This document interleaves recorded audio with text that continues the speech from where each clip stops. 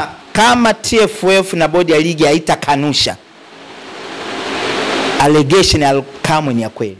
Kwa sana hii taarifa aliyosema Alikamwe, kwa sababu ikidakwa na FIFA ndio pale itaonekana kweli serikali inaingilia soka. Yani kwa hiyo hapo kuna hofu ya FIFA. Mimi nimehofu kwa hiyo. Tumeona kwenye ligi kuna baadhi ya mabadiliko makubwa sana mpaka ligi kufika nafasi ya 4. Maana yake kuna bodi ya ligi kuna kitu imekifanya chini ya Almasi Kasongo. Unahisi itakuwa sahihi kwenda kumwajibisha Almasi Kasongo katika swala hili mali ya vilabu, kwa sababu vilabu hawezi kuyajibisha mamlaka ya bodi ya ligi? Ni kweli ingekuwa ni mali ya vilabu, ile hali ya uhuru ambayo wakati mchakato huo unaanza miaka almost 5 iliyopita wa kuifanya bodi ya ligi iwe huru, na wale tunawaita wanaharakati wa soka waliotaka iwe huru, akiwemo wakili mwenzangu msomi Damas Ndumbaro, Daktari Ndumbaro, sasa hivi nadhani mheshimiwa waziri, amewahi kuwa waziri wa michezo, walipambania ule uhuru. Matokeo yake na yeye aliingizwa matatani, alifungiwa miaka 7. Haijawahi kutokea nchi kumfungia mtu miaka 7. Hii ni Like Media. Madam, kama uko hai na unapumua vizuri kabisa, unaona miti, unaona ardhi, unaona chochote unachokiona ulipo, ni jambo tu moja la kumshukuru Mungu, kwa sababu uhai pekee ni jambo ambalo linakuja kwa neema.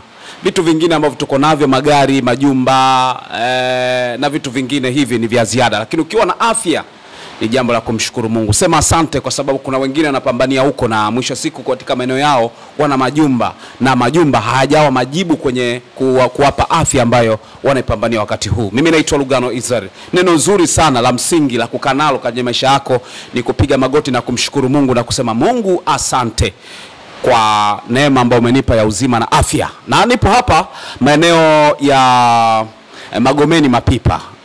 Ni round about tu ya kwa maana ya mataa ya Magomeni. Kama unaelekea Kariakoo au Posta, upande wako wa kushoto kuna kituo cha mwendo kasi. Kuna bango limeandikwa Haki Kwanza Advocate. Hapo ndipo ambapo nipo sasa hivi, na niko na wakili msomi kabisa Aloisi Komba, ndiye anakuja kupiga na story hapa na kuzungumza mambo mengi sana ambayo ni ya msingi kwenye maisha yetu ya kawaida ya kimichezo. Dabi ya Kariakoo, lakini kuna vitu vingi sana huko wanasheria wanaweza katuambia. Nianze kwa kumsalimia kwanza kabla sijakupata kufahamu huduma za hapa ambazo wako zakaa ni muhimu sana. Heshima yako Advocate Komba. Asante sana, karibu sana Like Media. Asante sana. Nadhani hapo naendelea vizuri. Tupo vizuri. Na natambua huduma zako, na nimekutana na watu wengi hapa wakitoka wanatabasamu mara baada ya kushinda yale mashauri yao ya kesi, ushauri wa kisheria na vitu kama hivyo. Inawezekana na wewe ambao unatufuatilia sasa hivi unatamani siku wakati wote kitakapotokea jambo basi uwe katika hali nzuri, kwa maana masuala mazima ya kisheria unakuja Haki Kwanza Advocates, ambapo utaweza kupata ushauri, lakini pia kusimamiwa kesi katika maeneo tofauti. Hapa tunazungumzia masuala ya mirathi, tunazungumzia masuala ya kesi za jinai, kesi za madai, lakini pia unawezekana na kampuni yako. Ni vema pia ukawa na mwanasheria ambaye anawezekana kawa na kushauri juu ya mikataba, taratibu na vitu kama hivyo. Unakuja tu Haki Kwanza Advocates, na hapa wakili Komba atatutajia namba ya simu. Na yuko tayari wakati wote kwa ushauri. Mpigie simu, atakutajia namba moja tu ili uweze kushika, ili uwezekano wa kumtafuta uwepo sasa, ili uweze kufahamu mambo mengi ya kisheria. Turudi kwako tena. Kuna mtazamaji wa Like Media anataka kupata msaada wa kisheria, anataka namba yako. Ni vyema akawahitaji namba ambayo anawezekana akakupata kiurahisi. Sawa, napatikana kwa namba ya 0715 362 544. Narudia 0715 36 25 44. Safi kabisa. Ameweza kututajia namba ambayo unaweza kumtafuta, na kikubwa afanya hivyo kwa ushauri na mambo mengine. Haijalishi hata kama una umbali gani, upo mikoani, njoo hapa. Maeneo ya uwezo kupotea, kwa maana hapa Magomeni mataa, upande kama unaelekea Kariakoo Posta, upande wako kushoto utaona bango kubwa limeandikwa Haki Kwanza Advocates. Lugano Isa ndio jina langu. Komba tumekuja hapa kwa sababu pamoja ni mwanasheria wa katika masuala mbalimbali, lakini ni mtu ambaye kwenye mpira wa miguu umeweka mizizi huko. Na umewahi kuwa kwenye kamati za TFF, ukihusika katika masuala ya uchaguzi na mambo mengine ambayo utakuja kutuambia. Hoja kubwa sana ni dabi ya Kariakoo. Tumezungumza mengi sana, lakini sasa imefika sehemu ambapo Yanga waliitwa kwenda pale bodi ya ligi. Kuna mambo mengi yakaibuka mara baada ya kuonana Yanga kwenye mkutano ule. Kuna vitu vingi ambavyo watu wataka kufahamu. Mkutano umeisha. Bodi ya ligi wakatoka na taarifa yao, Yanga nao akatoka na msimamo wao. Lakini kubwa zaidi kwa upande wa bodi ya ligi wakamzungumza kwamba mtu ambaye alihusika kwenda kuzuia Simba wasiingie kwenye uwanja alikuwa ni kiongozi wa serikalini. Hebu tuambie, kwa nini bodi ya ligi hawataki kulitaja jina la huyo mtu na madhara yake makubwa kwa mtu kiongozi au kigogo kutoka serikalini ambaye ameshindikana kutajwa lakini alizuia ule mchezo? Mtazamo wako ni upi? Kwanza nashukuru kwamba tulizungumza na Like Media siku chache zilizopita, nikaeleza msimamo wangu kwamba ningetamani Yanga wapewe haki ya kusikilizwa na kwamba ni haki ya msingi sana, lakini ningetamani kwamba pande zote mbili zipate muda wa kuongea. Bodi ya ligi na klabu Young Africans wazungumze, kwa sababu hiyo fursa ilikuwa haipo. Na ni siku chache tu baada ya mimi kuzungumza hivyo, na niliungwa mkono na watu wengi sana kwa maoni yangu yale, lakini tukapata taarifa ya wito wa bodi ya ligi kuiita Yanga mnamo tarehe 9 Juni 2025 wakutane, na kikao kilifanyika. Ngao kulikuwa na watu wanasema upande wa Yanga kiongozi mkuu anaitwa Engineer Hesi anaweza asiwepo, na kweli hayupo, lakini kasema hiyo sio tatizo. Katiba ya Yanga ipo vizuri sana. Hii katiba yao ya marekebisho ya 2021 kifungu cha 63(2)(4)(6) kinazungumzia kama kiongozi mkuu hayupo kuna makamu. Kama angekuwa makamu kuna mjumbe mwandamizi ndani ya kamati ya utendaji ya Yanga angeweza kuongoza upande wa Yanga ambao walikuwa wameelezwa kamati nzima ya utendaji ingehudhuria. Walihudhuria, walikuwa na mazungumzo. Sisi tulipata mrejesho toka kwa pande zote mbili. Upande wa bodi ya ligi, mtendaji mkuu, afisa mtendaji mkuu, CEO, Chief Executive Officer Almas Kasongo, rafiki yangu sana yule, zamani alikuwa mkuu wa DRFA, akatoa briefing, akaeleza na waandishi wa habari walipata hata muda wa kumuuliza maswali. Lakini kama ambavyo nimewahi kuzungumza, na yeye alikiri kwamba bodi ya ligi inasimamiwa na kamati ya utendaji ya TFF na imetokana na maamuzi ya mkutano mkuu wa TFF kuundwa bodi ya ligi. Hata kama hiyo bodi ya ligi inakusanya wajumbe au mawazo wanaotokana na vilabu vile ambavyo vinashiriki ligi kuu, lakini kumbe bodi ya ligi haipo huru.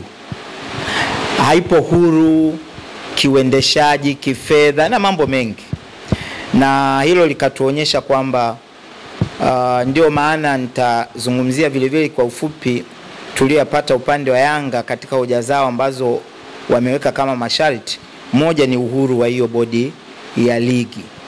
Na kutokana hilo, kwa kifupi tu alionyesha Almas Kasongo kwamba Yanga wana madai yao, na ambayo ndio wanasema yakitekelezwa ndio watacheza hiyo mechi ya dabi ya tarehe 15.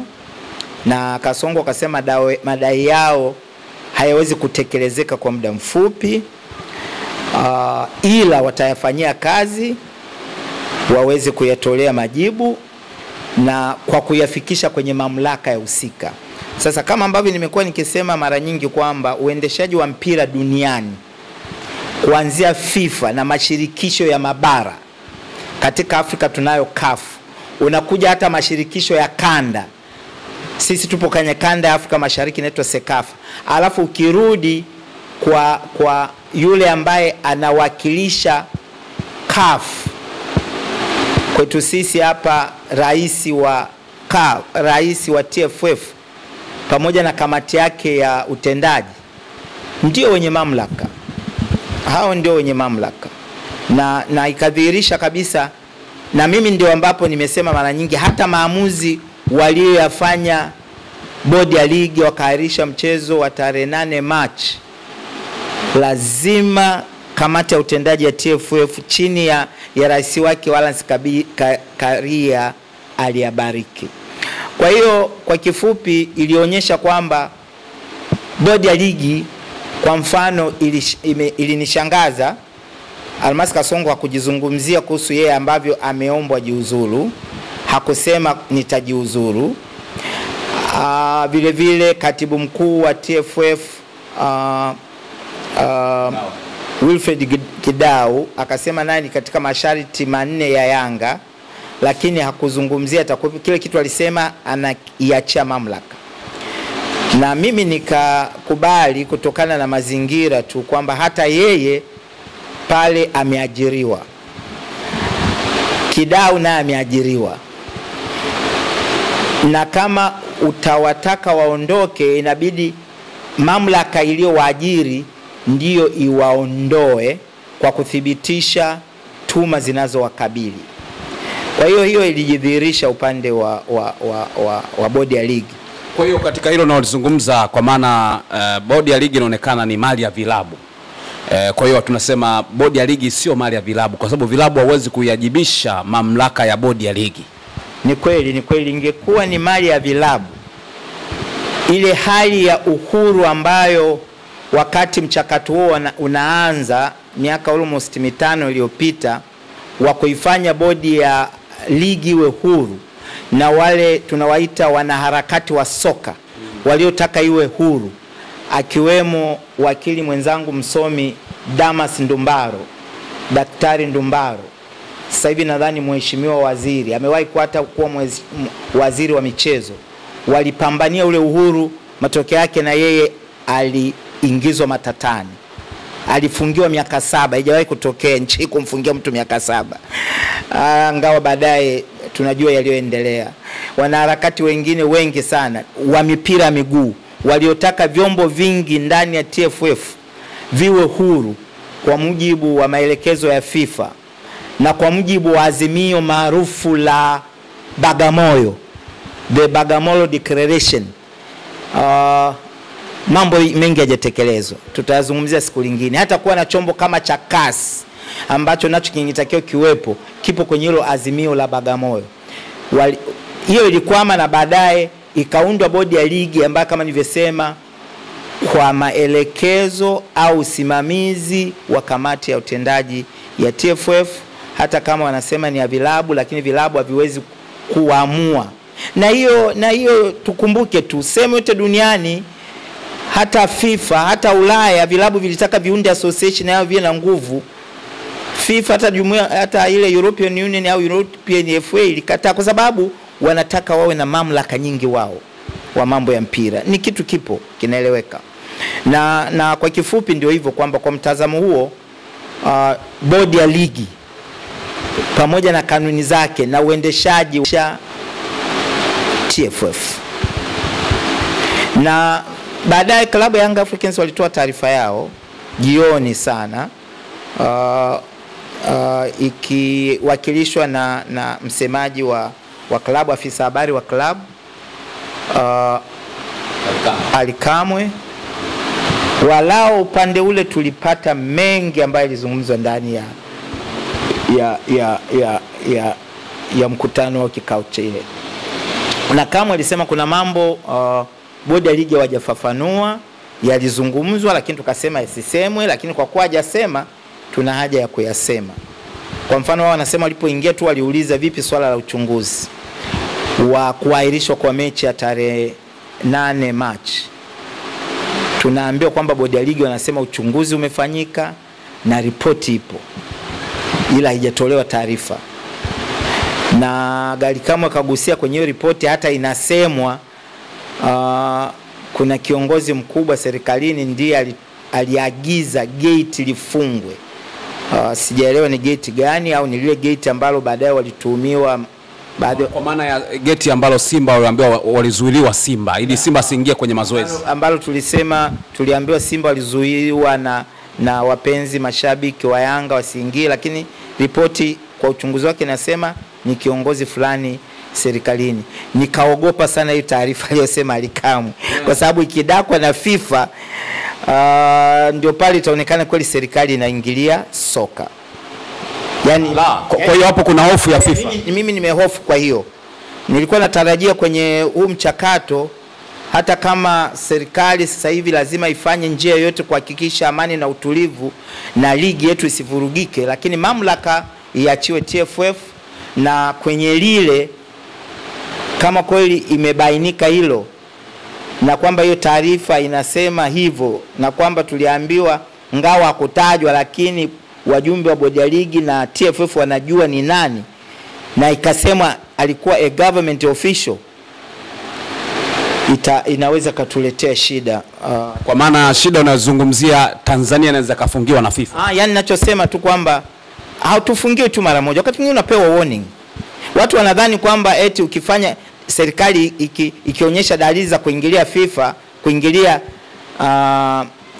National Association, tunawafungia. No, wakati fulani inahitaji maelezo. Kwa mfano leo ikipata taarifa inaweza kaleta barua kwa TFF na uchunguzi wake, is it true? Umeona? Na ikibainisha na inaweza ikatoa onyo kwa TFF kuachia madaraka yake akaguswa na serikali. Lakini vivyo hata serikali yenyewe ikachunguzwa, ikaulizwa. Na mimi nahofia kwa sababu serikali sasa hivi tu imepewa fursa haya maandalizi ya CHAN na AFCON. Serikali ni mdau mkubwa. Kwa hiyo mimi hiyo tu nimehofia, na vile vile nimeanza kuona kwamba kwa nini hilo ni kweli na kama ni sahihi inakuaje. Lakini kwa kuwa sasa tumepewa tu kidogo, na pengine ndio tunajiuliza kama hiyo ripoti ipo, kwa nini haijatolewa rasmi? Kwa nini haijawa be disclosed kwa wadau wa soka kabla ya kupanga hiyo mechi? Na kwamba pengine ripoti mpaka imetoa mapendekezo, michezo kama hii iandaliwe vipi, pengine ina mambo mengi sana inaweza kuwa ipo.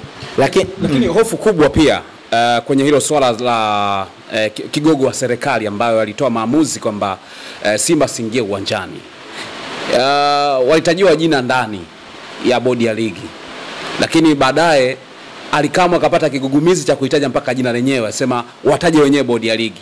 Kwa nini bodi ya ligi washindwa kutoa ripoti kukiwa na maagizo? Manake hicho ndo kipere ambacho kimetengeza kansa ambayo tunaendelekeza sasa hivi, ambayo sasa hivi imekuwa na mgogoro mzito sana.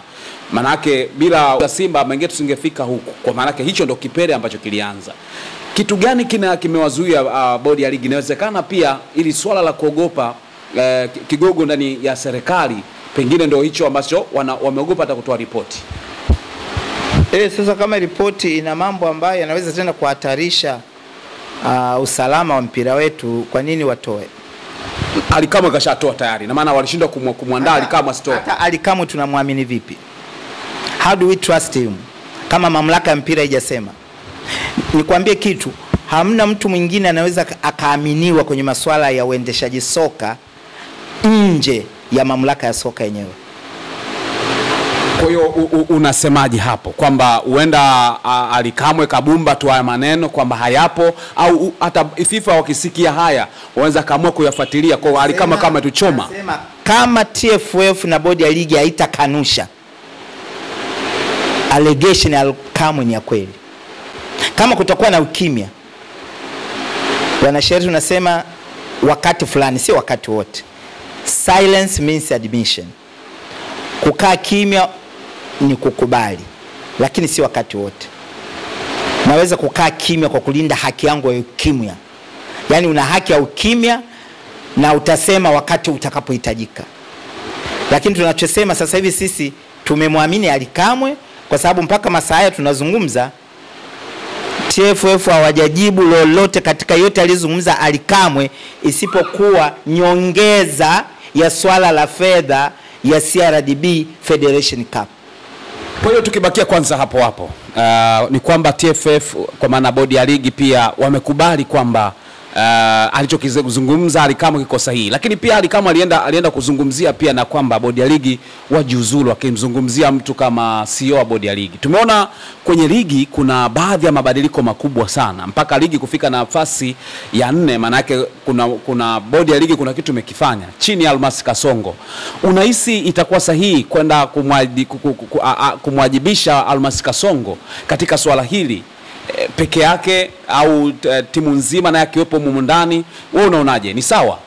Madai ya Yanga yapo clear kwamba katika matakwa yao 4, moja linajumuisha viongozi wote wa bodi ya ligi. Hawana imani nao na waondolewe. Hapo ita include Amadi Kasongo na wengine. Dai lao la pili, wanasema katibu mkuu wa TFF ameshindwa kusimamia waamuzi wa soka, na kumekuwa na vurugu sana, waamuzi wengi wanachezesha chini ya kiwango au kwa upendeleo. Na kwa kuwa jukumu hili lipo chini ya Wilfred Kidao, katibu mkuu wa TFF, shirikisho la mpira wa miguu Tanzania, akiwa mchezaji wa zamani, anajua mambo yote mengi kuhusiana na hilo, akiwa amehudhuria kozi nyingi za CAF na FIFA kwenye eneo hilo la uendeshaji soka, wanadhani hajafanya kazi yake sahihi na hastahili kuwa pale. Sasa wanataka ajiuzuru. Niligusia awali kidogo kwamba Wilfred Kidao ameajiriwa na akathibitishwa na kamati, jina lake inawezekana ile nafasi wengi tunasema ilikuwa itangazwe kwa wadau wa soka kwa wazi, wagombea watu 2 3, alafu wangepiki mwenye CV nzuri na kazi. Lakini nadhani rais wa TFF akampata huyo mmoja, akampeleka kwenye kamati ya utendaji ya TFF, wakapitisha jina lake, na baadaye sijui kama nalo linapaswa kupitishwa na mkutano mkuu wa TFF, sijaangalia vizuri kanuni, lakini najua kwamba lilikuwa hivyo. Akapewa mikataba ya ajira, ameajiriwa kama, tunaweza kusema kama afisa mkuu wa TFF, masuala ya utawala na mambo ya staff wote na kila kitu, ikiwemo na hayo majukumu alionayo kwenye kamati ya uamuzi. Lakini vile vile nadhani vile vile ni kama kwenye bodi ya ligi ndio yupo naye kule. Sasa kujiuzuru kwake, anaweza yeye mwenyewe kweli akasema nijiuzuru, lakini akasema sijiuzuru, sina kosa lolote. Hayo malalamiko kama yangeifikia TFF na ikamfikia Rais Karia, na akabaini yeye kwamba kweli kuna sintofahamu hii ilisababishwa naye na ni kosa kubwa, anaweza akafukuzwa kazi au akaachishwa kwa utaratibu wa kinidhamu. Kwa hiyo Wilfred Kidao manake sio kujiuzuru, ni swala la kufukuzwa kazi. Yule anatakiwa afukuzwe kazi na kwa mjibu wa taratibu za kinidhamu zikazoeleka, na hapo hao TFF nao watakuwa makini namna kumfukuza kazi. Ana haki zake za ajira, anaweza naye akawashtaki mahakamani kwenye mahakama zetu za kazi na sehemu zetu za usuluhishi za masuala ya kazi, CMA wetu naita na nini, akawachukulia hatua kama kweli wakamfukuza tu kwa shinikizo ambalo limetoka upande wa Yanga, wakamfukuza kazi, lakini inabidi wafuate utaratibu, au tuombe Mungu kama ambavyo Yanga wenyewe wanasema resign mwenyewe, atende letter, awasilishe barua ya kuacha kazi. Unafikiri hiyo itakuwa rahisi kwa tabia za Kiafrika na Tanzania? Sio, ilikuwa siku nyingi tu toka alipotajwa, angekuwa na uungwana, toka alipotajwa angeachia. Unaweza kutajwa lakini huna haki katika vile vitu ambavyo vinatajwa. Kama angekuwa ana nia ya kujiuzuru, tusingefika mpaka leo, mpaka jana angeshajiuzuru. Matokeo ya hiki ambacho Yanga wanakitaka sasa hivi, endapo kama TFF wakasema kupuuza, kwa tutumie neno kupuuza au kuchukulia poa au kutokufikiria kile ambacho Yanga anakifikiria kwamba wakitekeleze sasa kwamba waondoe watu. Wasipochukua hatua, madhara yako unayaona wapi? Yanga anasema hawapeleki timu kwenye mchezo wowote mpaka haya mambo yakae sawa sawa, na inawezekana msimu ujao wasipeleke timu uwanjani. Na unaona madhara gani sasa kwa hapo? Mimi naona kama kweli Yanga ambavyo wamesema kwamba matakwa yao 4 na kuna 3 ya muhimu sana inatakiwa shughulikiwe, yasiposhughulikiwa kwamba sio tu hii dabi na michezo mingine 2 iliyobaki hawatacheza, na hata msimu ujao wanaweza wasicheze, huo utakuwa sasa ni mgogoro mwingine mkubwa kati ya Yanga na FA.